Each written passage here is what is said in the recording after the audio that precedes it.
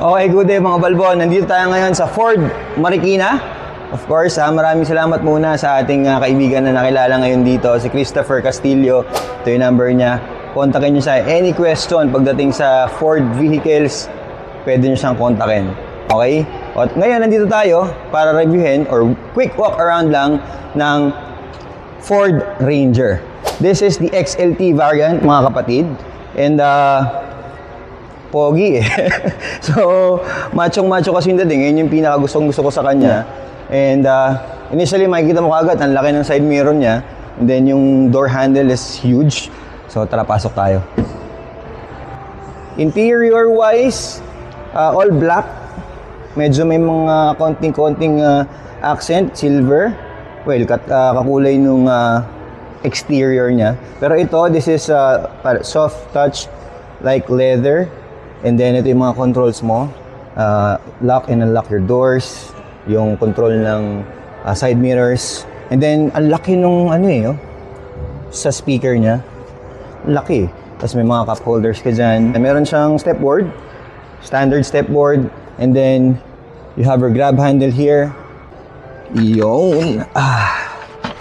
Yan. Pakinggan natin kung anong tunog ng pintuan niya. Ooh! Well, I'm impressed din sa tunog ng pagsarado ng pintuan. You feel like this is very durable. And truck to, pare. This is a truck. This is a real truck. Hindi naman to full size na katulad ng F-150.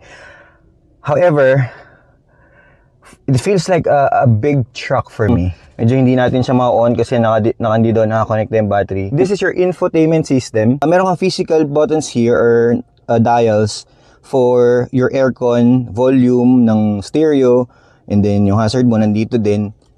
Andyan siya. Meron din siyang control dun sa loob ng infotainment system niya. And ang laki niya. So, ganun din dito pagdating sa may dashboard, all digital din yan.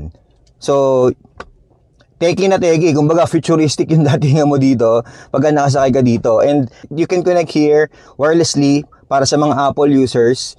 Pero pagka yung Android Auto is kailangan mong i-connect dito. Wired pa. Steering wheel. Maganda rin naman yung steering wheel niya. Ayan. Plastic eh. Pero meron siyang mga stitching dito eh. Okay lang, di naman siya matigas. Meron siyang cruise control. I would like to mention, ito yung bukasan ng pintuan. Diba? So hindi siya conventional. So kailangan mo siyang ganunin. Okay? So, close ulit. Yan, di ba? Ayos. This is only available for 4x2 automatic. Wala siyang manual. But you will have your driving modes, which are yung eco, slippery, pwede mo ring i-on and off yung traction control. So, para sa akin, good yun. Na meron kang option na ganun. And then, conventional handbrake, manual handbrake. Meron ka ditong armrest. Yan, na malalim naman with 12 volt socket. Yan, meron ka dyan 12 volt socket. Tapos yan. So, yan, pwede ka namang yan, ganyan. Pwede. Tapos meron ka ditong cup holders, dalawang cup holders. Wireless charging, meron kang wireless charging. Tapos ito, ano to? Lagay ng ketchup. Pagka magda-drive-thru ka, diyan mo lalagay yung ketchup mo. Iga dun sa may may lagay ng ketchup. Lagay ng fries mo, kahit dito yung fries mo. Tapos, the air vents are halos kamukha ng grill sa harapan. Napapakita ko sa inyo mamaya. Ayan, mukhang matibay naman din siya. Okay din. Ito, yung ibabaw is plastic yan, plastic. Tapos, meron ka ditong glove box. Ayan, meron kang glove box pala dyan. Meron kang storage dito. Meron kang butas na kung ano doon. Dito din sa kabila, merong butas. Control ng ilaw. Beam, and merong auto din yan. Yan. So, itong sasakyan kasi na to, matalino to eh. So, madaming technology na nakapaloob dito sa sasakyan na to. This is the mid. Para sa akin, ito yung medyo entry level pa din, pero at least mas affordable siya. Rear view mirror, maganda naman yung pagkakagawa. Alam ko na dito yung mga sensor. Pagka gusto mo maglagay ng dashcam, yan, ito, pwede na dito. May nakaabang na. Yan. Tapos, Siyempre, meron kang lagayan ng pangmatindihan mong shades, hindi pa pwedeng mawala yan. Oh, 'di ba? Yung ilaw mo dito, hindi nga lang nakakabit yung battery. Oy, okay. Sa vanity mirrors, meron. Sa driver side, meron. Good job. +1. And then, of course, sa passenger, meron din. Fabric seats lang to mga kapatid. Pero mukhang komportable naman. O, meron din siyang seat height adjustment. So, okay na din. Safe na rin. Manual nga lang, pero safe na rin. Let's check the steering wheel. This is up and down, adjustable, and then telescopic. You can adjust your driving position kung ano yung gusto mo talaga at para sa'yo. Okay, tara, punta tayo dun sa likod. Alright, sa rear seats naman tayo kung saan sasakay yung mga bata, kung sakaling meron kayong kids. Ganun ulit, soft touch tong nandito, you will have your speakers here, ganun din, same yung open and close ng pintuan, ito yung for your windows, and then you have cup holders here. So, sakay tayo. Meron pa ring grab handle. So, this is a good one. Grab handle. Okay. Pintuan sa likod. Nice. Ganda ng tunog. Solid yung tunog niya. Alam mo yun, mararamdaman mo kasi na na solid yung pagkakagawa. Meron kang handle dito. Tapos meron kang headrest. And then, I believe meron ditong sa gitnang cup holders. Ayoko lang sirain yung plastic. Pero may cup holders yan. Yung upuan niya kasi medyo pababang ganun. So, okay naman. I adjusted the seats for my driving position. And, yan. Medyo ganyan siya kalaki. Maluwag naman, okay na, decent amount. Pati yung headroom, para sa akin, it's a decent amount of headroom. And then, you have like, meron kang lagayan dito, utility box.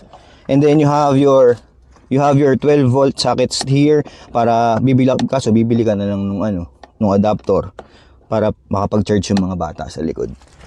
Okay, I think that's it here sa rear seat. Tingnan naman natin yung bed. Yung gas tank niya nga pala is pagka naka-unlock yung pintuan mo.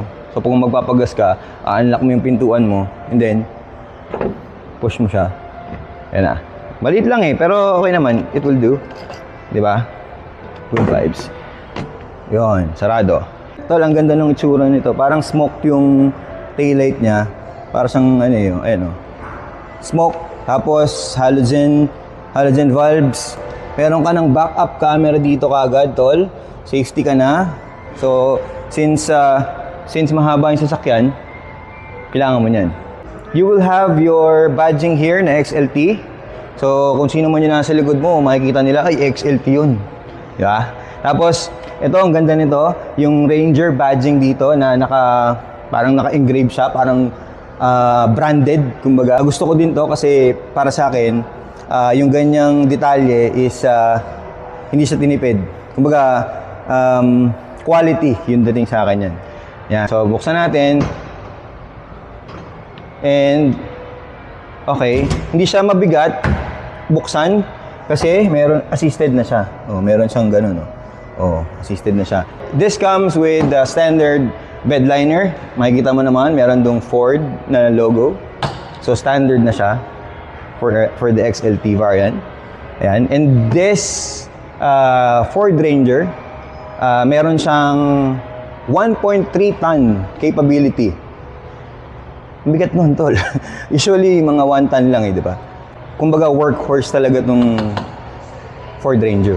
Kung mahilig tayo sa car camping, pwede na rin dito maglatag. Kung meron ka ding owning, bibili ka na lang ng owning pack, tapos pwede kang maglatag dito. Safe na rin. So, meron kang lagayan dito ng mga clamp mo. Ayan. So, lagayan ng baso. Kape. Beer. Okay. That's good. Oh, ang gaano. Isang kamay lang, Oh, basic. Okay. Okay. Ito yung likod niya. Meron siyang step board. Rear step box. Kung tawagin nila, rear step box. So, kung akit ka, di ba? Oh, meron kang kukunin dito sa loob. Pwede. Di ba? Hindi mo na kailangan na, kunyari, naka-open to. Hindi ka makakatapak dito. Dito ka dadaan. Sa rear, step box. Oo. Di ba? Oh, safe. The XLT variant have 17-inch alloy wheels. This is a Bridgestone dual-air tires. And the size is 255/70 R17. Yan. Oh, highway terrain. Hindi pa siya yung all-terrain. Naka-highway terrain pa siya. Tapos, ayun yung side mirror mo. Laki. May repeaters. So, makina kasi nito may turbo, tol. Ayun, oh. So, pagka nakita, ay, may turbo. Ganun. Tapos, sa harap niya, LED. And then, meron kang chrome na ano dito, na grill. Pero yung dito sa the main grill, actually black lang siya, black out. Tapos, ayan naman, oh, Ford, di ba? Tinde. You have your fog lamps here. Yan. Ito yung bukasan ng hood. Iyon. Tignan natin kung ano nasa ilalim ng hood nito. Ah! Ang laki. Mabigat talaga. Alright. Iyon. So this is a 2.0 liter diesel engine. Yan. And then may turbo. So yan. So ayan, yun yung loob niya. May plastic, so hindi naman natin ma-open yan. This is the intake. Mataas yung wading depth nito, kaya nandito yung intake nyo. Kasi ito yung air filter. Oh, di ba? Laki. Pero maluwag. Tapos meron siyang heat insulator dito sa taas, sa ilalim ng hood. Built for tough. Oh, meron siyang ganyan dyan, tol. So, this variant is priced at 1.379 million pesos. This is a good offering galing sa Ford. Ang ganda ng posisyon niya sa market. And the value for money is there. So, hindi mo siya pwedeng isang tabi. Kaya, hindi na ako nagtataka kung bakit ang daming ganito sa kalsada. Ito kasi yung laging hesitation. Since madaming technology ang Ford Ranger, naiintindihan ko naman yung mga nag-hesitate na mag-jump into much more intelligent vehicles eh. Kasi sabi nga nila, mas konti yung technology, mas konti yung masisira, mas okay, di ba? Mas reliable na sinasabi natin, di ba? Pero kasi ang isang side dito is we're not going back, we're going forward eh. Everybody is going forward. The technology is evolving, we are evolving. So, I think if you are one of the people who is really open to the technology that today's vehicle manufacturers are offering, okay na okay sa ito. Kasi may mga option naman siya to disable yung mga, kumbaga kung may mga makukulit na mga sensors dyan, pwede mo naman siya disable eh, may option to eh.